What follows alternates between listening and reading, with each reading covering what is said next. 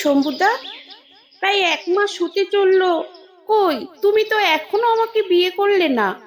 তুমি যে বলেছিলে অনুষ্ঠান করে বিয়ে হবে, কত স্বপ্ন দেখিয়েছিলে। নে নে উর্মি, আর বিয়ে বিয়ে করে মাথা খাস না তো। এই তো সিঁদুর পরিয়ে দিলাম তো সিঁথিতে। যা, এবার বিয়ে হলো তো। আজ প্রায় 10 বছর আগের কথা। এখনো প্রত্যেকটা দিনের কথা ছবির মতো চোখের সামনে ভাসে উর্মির। ওর থেকে বয়সে প্রায় 12 বছরের বড় শম্ভুদা, হাফ হাফ সিনেমার হিরোদের মতো। কলকাতায় কি একটা ব্যবসা করত, বছরে 3-4 বার গ্রামের বাড়িতে আসতো। সবাই কেমন যেন এড়িয়ে চলতো শম্ভুদাকে, আর শম্ভুদাও কাউকে খুব একটা পাত্তা দিত না। কিন্তু উর্মিলা ক্লাস 9-এ ওঠার পর থেকেই স্কুলে শাড়ি পরে যেত, আর ওই শাড়ি পরাই হলো কাল। একদিন স্কুলে যাওয়ার পথে শম্ভুদার চোখে পড়ে গেল। তারপর থেকেই এক প্রকার যেচে যেচেই শম্ভুদা উর্মিলার সাথে কথা বলা আরম্ভ করলো। আর উর্মিলার কিশোরীর মনে শম্ভুদা নিজের জায়গাটা পাকাপোক্ত করে নিতে খুব বেশি সময় নিল না। সেবার পুজোর সময় শম্ভুদা এসেছিল গ্রামের বাড়িতে, আর দশমীর দিন কলকাতায় ফিরে যাওয়ার সময় উর্মিলাকে সাথে করে নিয়ে গেছিল। তখন উর্মিলার বয়স সবে 18 পেরিয়েছে। চোখে রঙিন স্বপ্ন নিয়ে, বুকে একরাশ আশা নিয়ে নির্দ্বিধায় শম্ভুদার হাত ধরে কলকাতার এই বস্তিতে এসে উঠেছিল উর্মিলা। প্রথম প্রথম উর্মিলার মনে হতো পাড়াটা যেন কেমন, যেখানে সন্ধে হলেই মেয়েরা সব সেজে গুজে দাঁড়িয়ে থাকে, আর যত রাত বাড়ে ততই জায়গাটা যেন জীবন্ত হয়ে উঠত। কত রকম লোকের যাতায়াত, তার মধ্যে কেউ আবার বেসামাল হয়ে রাস্তায় পড়ে আছে, নানা রকম সাজে মেয়েরা দাঁড়িয়ে আছে। পানের দোকানগুলোতে উপচে পড়া ভিড়ে কত রকম ফুলের মালা নিয়ে দোকানিরা বসে আছে।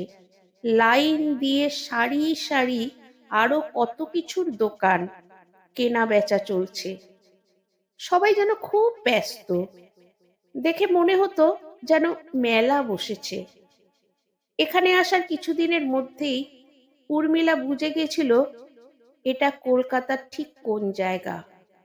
শম্ভুদাকে প্রশ্ন করাতে শম্ভুদা ওকে বুঝিয়েছিল, হঠাৎ করে কলকাতার বুকে অত সহজে বাড়ি ভাড়া পাওয়া যায় না, অনেক টাকা লাগে। তাই এখানে উঠেছি, কিন্তু কয়েকদিন পরেই ভদ্রপাড়ায় ভাষা ভাড়া করে উঠে যাব। আর তার আগে বিয়েটাও করে নেবে খুব ধুমধাম করে। না, বিয়েটা আর শম্ভুদা করেনি। দিন 10 পরে একদিন বিয়ের কথা বলতেই রেগে মেগে বাড়ি থেকে বেরিয়ে গিয়ে কোথা থেকে একটা সিঁদুরের কৌটো কিনে এনে উর্মিলার মাথায় ঢেলে দিয়েছিল, আর বলেছিল, নে যা, এই বিয়ে হয়ে গেল। সেদিন রাতেই উর্মিলা কিছুতেই আর শম্ভুদার সাথে চৌকিতে শোয়নি। মেঝেতে একটা মাদুর বিছিয়ে সারা রাত শুয়ে শুয়ে গুমড়ে গুমড়ে কেঁদেছিল। ওই একদিনই উর্মিলা রাতে ছুটি পেয়েছিল। কি জানি কি ভেবে শম্ভুদা আর তাকে বিরক্ত করেনি। ছোটবেলা থেকেই বাপ মা মরা মেয়ে উর্মিলা, বড় অনাদরে মামার বাড়িতে মানুষ। তাই সেবার নবমী পুজোর দিন শম্ভুদা যখন তাকে একটু আড়ালে ডেকে নিয়ে গিয়ে বিয়ের কথা বলল, তখন উর্মিলার বুকের ভেতরটা কেঁপে উঠল, সারা শরীরে শিহরণ খেলে গেল। এই 2 বছর ধরে উর্মিলা শম্ভুদাকে যখনই বিয়ের কথা বলেছে, তখনই শম্ভুদা বলেছে, দাঁড়া, আর একটু গুছিয়ে নি, কলকাতায় থাকার খরচ অনেক, আমাকে আর কটা দিন সময় দে। তখন তো আর বোকা মেয়েটা বোঝেনি যে শম্ভুদা তার সাবালিকা হওয়ার অপেক্ষায় আছে। তাই বিয়ের কথাটা শুনে উর্মিলা শম্ভুদার বুকে মুখ ডুবিয়ে পরম নিশ্চিন্তে ঘাড় কাত করলো। ভাবলো তার দুঃখের দিন বোধহয় শেষ হলো। আর পরের দিন মা দুর্গার সাথে সাথে সেও মামার বাড়ি থেকে বিদায় নিল। কলকাতায় আসার ঠিক 15 দিন পর থেকে শম্ভুদাও তাকে সাজিয়ে গুজিয়ে প্রতি রাতে মোটা টাকায় বিক্রি করতে আরম্ভ করলো। সংসার বাঁধার যেটুকু স্বপ্ন উর্মিলা বুকের ভেতর সযত্নে লুকিয়ে রেখেছিল, ওই দিনই তা ভেঙে খান খান হয়ে গেল। উর্মিলা বুঝতে পারলো যে এখান থেকে সে আর কোনো দিনই বেরোতে পারবে না, আর যদিও বা বেরোতে পারে, সে যাবেই বা কোথায়।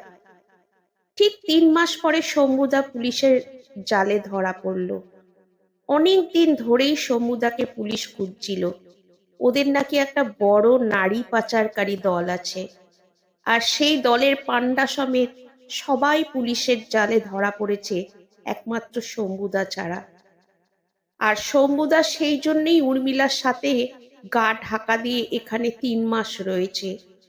তা না হলে উর্মিলাও এতদিনে বিদেশে পাচার হয়ে যেত। এত কিছু জানার পরও যখন শম্ভুদাকে পুলিশ নিয়ে যাচ্ছিল, তখন উর্মিলার খুব কষ্ট হচ্ছিল, চোখ দিয়ে অঝরে জল পড়ছিল। কিন্তু কেন যে সে কাঁদছে, সে কিছুতেই সেটা বুঝে উঠতে পারছিল না। তার তো আনন্দ হওয়া উচিত। ওই লোকটা শুধু তো তার না, আরো অনেক মেয়ের ক্ষতি করেছে। তাছাড়া পুলিশ না ধরলে তাকেও তো অন্য কোনো দেশে পাচার করে দিত। সেখানে যে কি অপেক্ষা করছিল তার জন্য কে জানে। কিন্তু এসব কথা মন যে কেন বোঝে না, কিসের যে এত মায়া ওই বদমাইশ লোকটার প্রতি, এসব ভেবে উর্মিলার নিজের প্রতি খুব রাগ হলো। তারপর প্রায় 10 বছর কেটে গেছে। গত 1 মাস আগে শম্ভুদা জেল থেকে ছাড়া পেয়েছে। জেলে যাওয়ার 2 বছর পরেই শম্ভুদার কর্কট রোগ ধরা পড়েছিল। ওখানেই মরে গেলে তো পারতো, কিন্তু না, তা তো হবে না। উর্মিলার যে কপালে ভগবান একটুও সুখ লেখেনি। তাই তো জীর্ণ শীর্ণ অবস্থায় কোনো মতে নিজের দেহটাকে টেনে নিয়ে শম্ভুদা উর্মিলার এই বস্তিতে এসে উঠল। আর উর্মিলাও ওকে দূর করে দিতে পারলো না। সেই মায়া, কিন্তু কিসের যে এত মায়া তা এবারেও উর্মিলা বুঝতে পারলো না। মানুষটা কে? মানুষটাকে উর্মিলা ফেলে দিতে তো পারলই না, উল্টে তাকে যথাসম্ভব শুশ্রূষা করতে লাগলো। শেষের কটা দিন শম্ভুদার মুখে একটাই কথা, আমাকে ক্ষমা করে দে উর্মি। কিন্তু না, উর্মিলা কোনো দিনই ওই লোকটাকে ক্ষমা করতে পারবে না। ছোটবেলা থেকে যতই অনাদরে অবহেলায় জীবন হোক না কেন, তার এখন ওই জীবনটাকেই স্বর্গ মনে হয়। আর এ যে নরক, নরকের জীবন সে যে কোনোদিনই চায়নি। কিন্তু গতকাল ভোর রাতে সব সম্পর্ক শেষ করে ওই লোকটা পরলোকে যাত্রা করেছে। শেষের দিকে মানুষটার কষ্ট উর্মিলার চোখে দেখতে পারছিল না। এখনো ঘরে তার নিথর দেহটা পড়ে আছে। এই 1 মাস সে তার ব্যবসা বন্ধ করে ওই মানুষটার সেবা করেছে। জমানো পয়সা সব শেষ।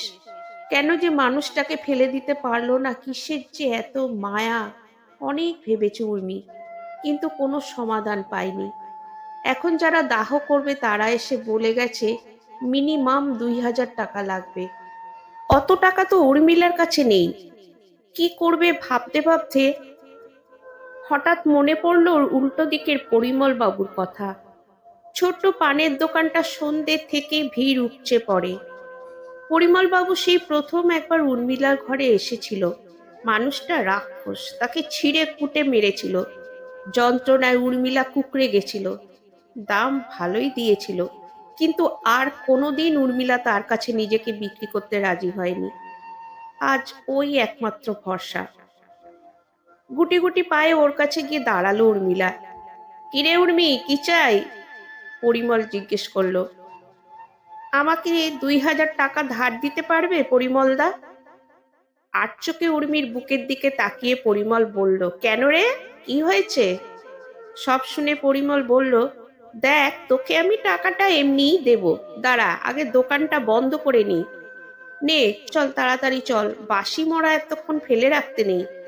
উর্মিলা বুঝতেই পারল পরিমলদা তাকে এমনিতে টাকাটা দেবে না, তাই সে এক প্রকার বাধ্য হয়েই পরিমলদাকে নিয়ে তার ঘরে চলল।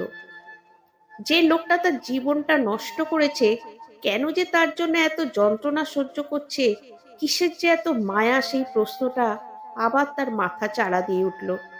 শম্ভুদার বডির পাশে বসে যন্ত্রের মতো উর্মিলা চলল শ্মশানে। পাটকাঠিগুলো জ্বালিয়ে উর্মিলা যখন শম্ভুদার বডির চারপাশ ঘুরছিল, তখনও উর্মিলার চোখ থেকে টপ টপ করে জল পড়ছিল।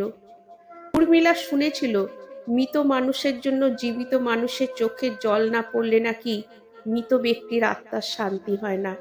আর শম্ভুদার তো কেউ নেই, তাহলে এখানেও তো সে প্রতিশোধ নিতে পারত, কিন্তু কই, তা তো সে পারল না। সেই একটাই প্রশ্ন তার মাথায় ঘুরে ফিরে পাক খেতে লাগলো, কিসের এত টান তার ওই খারাপ লোকটার প্রতি। উর্মিলার চোখের সামনে শম্ভুদার দেহটা পুড়ে ছাই হয়ে গেল। গঙ্গায় নাবিটা ফেলে উর্মিলা যখন ডুব দিল, তখন পাট থেকে মাসি চেঁচিয়ে বলল, উর্মি, সিঁথিটা ভালো করে ধুয়ে নে, সিঁদুরের চিহ্ন যেন না থাকে। উর্মি কেঁপে উঠল, সারা শরীরে শিহরণ খেলে গেল। সেই 18 বছরের কিশোরীর মনে প্রথম শম্ভুদার মুখে বিয়ের কথা শুনে যে রকম অনুভব হয়েছিল, সেই অনুভব আবার ফিরে এলো।